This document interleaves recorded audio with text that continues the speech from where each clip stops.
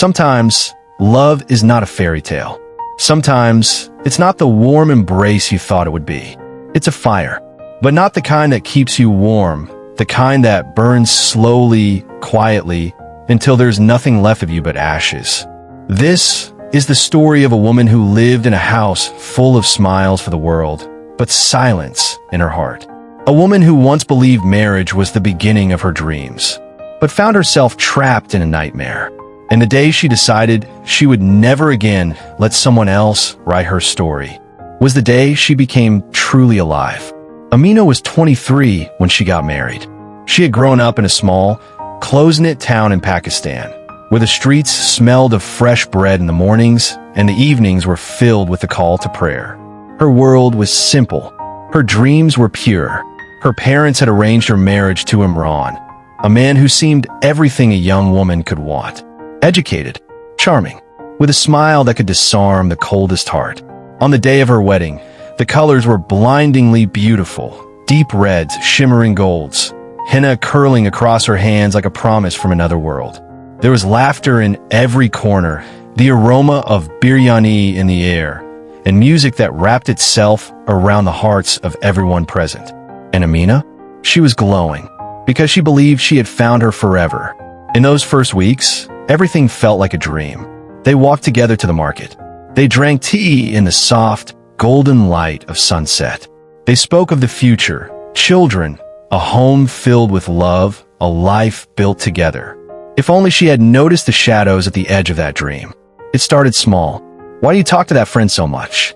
She's not a good influence. Don't visit your mother so often. People will think I'm not taking care of you. It sounded like concern. It even felt like love. But love, real love, doesn't clip your wings. One evening, just a month after their wedding, she made curry for dinner. Maybe the salt had been too much. Maybe it wasn't. But Imran put down his spoon, looked at her with narrowed eyes, and said, "You're so stupid, Amina." It was just one sentence, one sting, easily brushed off. But one sting became another, and another. He criticized her clothes. "Why do you wear that color? It doesn't suit you." He belittled her ideas. "Don't talk about things you don't understand." He dismissed her opinions. "You're overreacting." Amina began to shrink, not in body, but in spirit. Her laughter grew softer, her eyes less bright, her words fewer and fewer. The shouting came next. Small things could set him off. Spiletea, a late dinner, a missed phone call. One night, he slammed his hand so hard on the table that the glass shattered, sending shards across the floor. Their daughter, only 6, sat frozen, her tiny hands gripping the edge of the chair. "You make me lose my temper," he said, as if her very existence was to blame. The shame was heavy. The neighbors could hear the arguments. Family visits became rare. Amina stopped wearing her favorite red scarf because he said it was too loud. She stopped taking pictures because she didn't recognize the woman staring back at her. And slowly, she stopped dreaming. The day everything changed wasn't the loudest. It wasn't a day of broken plates or slammed doors. It was quiet. Imran had been shouting for hours, over tea. She had forgotten to buy his preferred brand. He raged, pacing the room, his voice a storm. And Amina? She felt nothing. No anger, no fear, just emptiness. That night, after the shouting died down, her daughter crept into her bed. In the darkness, she whispered, "Mama, are you happy?" The question cut deeper than any insult ever had, because in that moment, Amina realized if she stayed, her daughter would grow up thinking this is what love looks like. Something shifted inside her that night.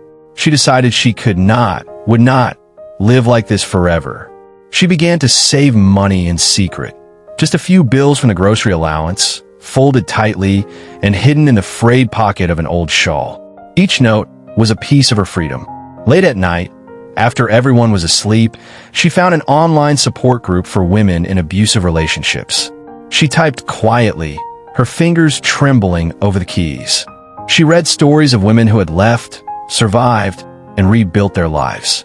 One day, she told Imran she needed to go to the market. Instead, she went to a local women's center. The building was small, but it felt like the first breath of fresh air in years. The woman at the desk smiled gently, and said, "You are safe here." They listened. They believed her. They told her she had rights. They gave her a plan. 2 months later, on a warm Tuesday morning, she left. Her hand shook as she packed a small bag, clothes for her and her daughter, the money she had saved, a few precious keepsakes. She didn't write a note. She didn't want to explain herself to someone who had never tried to understand her. She held her daughter's hand and walked out the door for the last time. She didn't look back. The women's shelter became their new home for now. It was small, but it was safe. For the first time in years, she slept without fear. Life was not instantly easy, but it was hers. She found work as a receptionist, her first job. The first paycheck felt like holding the keys to her own life. She learned how to budget, how to make decisions without asking for permission. She bought herself a red scarf again. She started wearing lipstick, not to please anyone, but because she liked the way it made her feel. Her daughter began to laugh more, to run freely, to sleep without nightmare. 1 year later, Amina stood in the same women's center where her journey to freedom began. She faced a group of women, some with fresh tears, some with silent eyes, and told her story. Her voice was steady. Her eyes were bright. "I thought leaving him would break me," she said, "but staying was already breaking me. The day I chose myself was the day I truly began to live." The room was silent, and then there was applause. Not just for her courage to leave, but for her courage to begin again. Because she had learned the most important truth of all. Love should never require the sacrifice of your soul.